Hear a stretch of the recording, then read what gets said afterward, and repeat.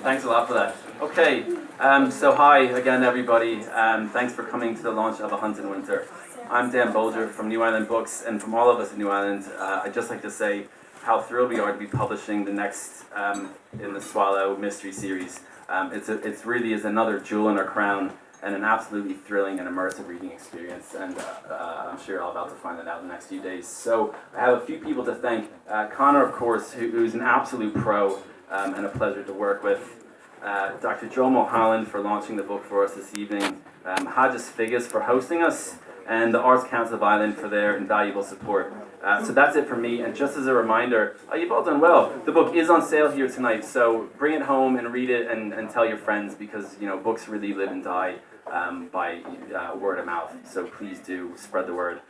So that's it from me, and thanks again for coming. And is Joe going to say a few words now? Yeah?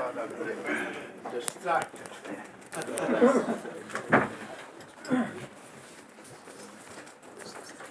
Rinne Ushla, Yiv, good evening, all my friends and all Conor's friends more particularly. We're gathered here obviously to launch, or more precisely maybe to celebrate, Conor's third work of fiction in the past 4 years. An amazing and wonderful achievement, but more of that in a few minutes. I would like first of all to say a few words about the author. I've known Conor, like many people here assembled, for 4 decades or more. Not as well as I would have liked, but then for a good part of the time, he and I were young men in a hurry. I think we were in a hurry, and had little time for the socializing that sometimes others around us indulged in. I have though seen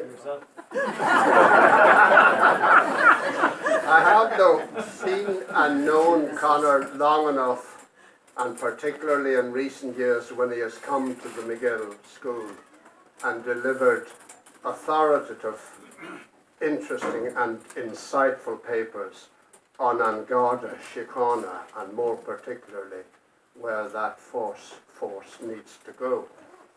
I have known him well enough to hold him in the highest regard, obviously for his diligence and professionalism, and we have evidence of that here before us this evening, but also for his integrity, his energy, his scholarship, and his commitment to our country and to reform of its institutions that would make of it a better governed, fairer and just society.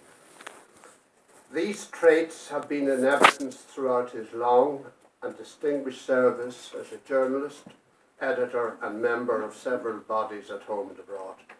On top of all of this, there is his inner strength and resolve.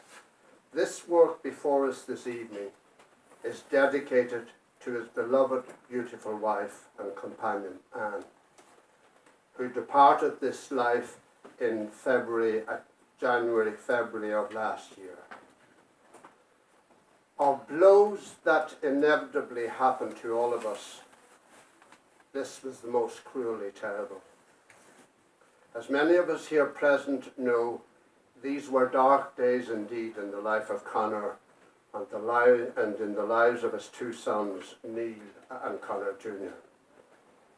Writing was probably one of the only weapons he had to help him cope and to see a glimmer of light in those dark days and nights. The fact that he was able to continue writing to produce the sequels to his first novel, A June of Ordinary Murders, followed by The Eloquence of the Dead, and now A Hunt in Winter, makes the achievement all the greater, which brings me to the job, I suppose, which I meant to do this evening. I have to admit that I've never been a great fan of detective novels. Some of you might guess that, but you have to read them, Joe. That's also true. Which is why Conor's trilogy was something of a voyage of discovery for me. A Hunt in Winter like its predecessors, is a beautifully written, great-to-read book. These creations are about far more, as some of you will know, than the story of a detective solving murders in the end of the 19th century Dublin. They are, in fact, a sociological and historical, and to some extent, a political portrait of our capital city at that time. And fascinating it is, and particularly when Conor brings it to life in a way that is subtle, informative, intelligent, and highly pleasurable. Depicting the world of the 19th century in an authentic way was certainly not easy, particularly in the detail. Let us not forget the basic facts that for policemen trying to find clues, there was no fingerprinting, obviously no DNA, no computers, but a very basic ABC telegraph system, and certainly no squad cars. Even the telephone was still in its infancy and not yet generally available to the guardians of law and order. It took Detective Inspector Swallow 2 days to get to Berlin by boat and train. It will be evident to all who have read and will read Conor's work that the amount of research he had to undertake must have been daunting. The events taking place in the background of what the Dublin Metropolitan Police, or the DMP as they were known of, consider as ordinary murders as opposed to special murders, i.e. political murders, include the royal visit, the land war, the imminent fall of Parnell, the growth of nationalism and subversion, the gangs in the slum areas of the city forever present, involved in robbery, violence and murder, plus ça change, one might ask. All of this as a backdrop to the lives and work of the main protagonist, Joe Swallow, who is a detective sergeant of G Division of the Dublin Metropolitan Police, that is the Detective Division, at the beginning of the trilogy, and Detective Inspector by the time we get to A Hunt in Winter. Conor has painted a very fine and nuanced portrait of his principal player, and indeed of his immediate superior, John Mulholland, who was a real person, and who was one of the few Catholics, perhaps the only one, to attain the rank of Assistant Commissioner of the police. He had earned his stripes, having led the investigation into the murders in the Phoenix Park of Lord Frederick Cavendish and Mr. Burke, Thomas Burke, as a result of which five members of the Invincibles were convicted and hanged. Joe Swallow is the ideal figure at the centre, no saint, certainly, and overly fond of his Tullamore whiskey, and notice the choice of whiskey. Not far removed from Conor's heart, and his palate, perhaps. At whatever the day of time or night, and of his fine claret. He is a man for all seasons, mentally strong, and at the same time vulnerable, who will put the duty of finding killers beyond all personal considerations, except perhaps for his art class. He's not that good at painting, a bit like myself, but it gives him, among other things, a great sense of seeing what is around him, and is an antidote, of course, to the dreadful happenings, including murder, of which he is a daily and nightly participant. Our author knows the police and knows policemen, and the reader gets deeply involved with these two men as they battle not only with crime, but also with their British overseers in Dublin Castle, who would put ensuring that Ireland remains in the British Empire above truth, integrity and duty and everything else. A Hunt in Winter is the final work so far of the odyssey of Conor's new and brilliant career as a writer of what I suppose one could call factual fiction. And I emphasize so far, more to come, I would say. Each book easily stands alone on its own merits, but I think that it's only by reading all three, beginning with A June of Ordinary Murders, that one gets a full sense of the administration of Ireland at the end of the 19th century and the personal and professional development of the main characters. And certainly the reader gets a full appreciation of what Conor has achieved here. I would love to see Joe Swallow cope with the ruthless onslaught of Michael Collins on G Division 30-odd years later. Although at that stage the policeman may have been so disenchanted that he had turned informer, as others had done. But I doubt that even the resilient Joe Swallow would last another 30 years, leading the life he leads and doing what he's doing.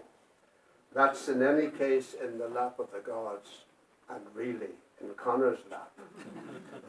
I could go on, but you will be relieved to hear that I won't. In conclusion then, A Hunt in Winter and its predecessors are one of the most enjoyable and indeed informative reads that I have had in recent times. We're coming up to Christmas, and I can think of no other greater pleasure for readers in those days, just after the festivities, than to retire to a quiet and comfortable place and read the whole trilogy.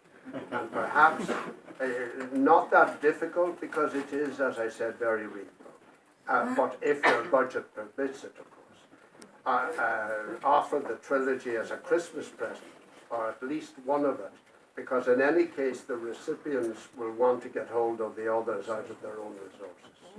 So, to Conor I say, Go Gardas, Hoggis Figgis. To all of you I say thank you for your attention and for your patience.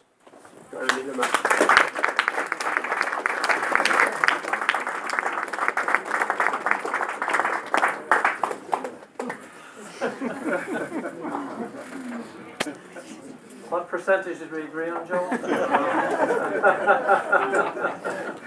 That was difficulty. You sell or you don't. Difficulty recognising myself in a lot of that, and I'm deeply appreciative to Joe for doing the honours for us here this evening. It's always important to have somebody put a framework in things. We were talking about Joe Swallow. If he had lived to be to see Michael Collins, I think he would have had to have been about 110 serving in the job.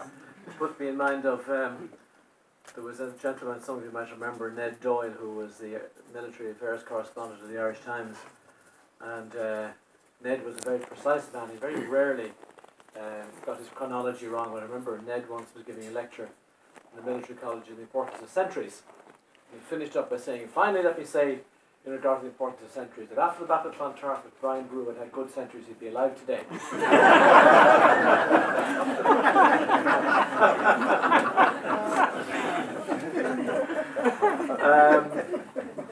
I have a few thank yous to say. Thank you again to Joe for putting a lot of effort, a lot of work into as I say, providing us with a framework and an introduction. I hadn't anticipated, nor was it expected of him, that it would be so broad or so sweeping, and I'm really very flattered and very humbled at the sort of the context in which he puts it. It's, Joe talks about those of us of a certain age who have, in a sense, played a role in public life, and he was kind enough to mention some of the things that I've been involved in. It is, of course, it would be remiss of me not to underscore and to recognise Joe's enormous contribution, not just as one of the leading forces over so many years, decades almost, in public service broadcasting here, at a time when public service broadcasting really did what it's supposed to do. But in addition to that, his 37 years stewardship of the McGill summer school Patrick McGill Summer School in Donegal, which has now become, of course, one of the great public conversations about the way we shape life in this society. And Joe has been the man who single-handedly brought that into existence with the aid of a small team of good friends and supporters and fellow visionaries. It has survived and prospered right up to this summer when it was a hugely successful event again. And if we're to look at the events of the last few months on the adjoining island and across the pond, I don't think Joe will be short of topics for next July. I'd like to thank my friends and my publishers at New Island, Dan and Justin and Marielle and Hannah, who have, as always, been so easy to work with, so pleasant to work with, a quiet efficiency. Things are getting done in the background all the time. Sometimes it's a bit like watching a duck or a swan going across a pond. It seems very effortless, but in fact there's a hell of a lot of paddling going on underneath. And organising this event here this evening has been no small contribution to that.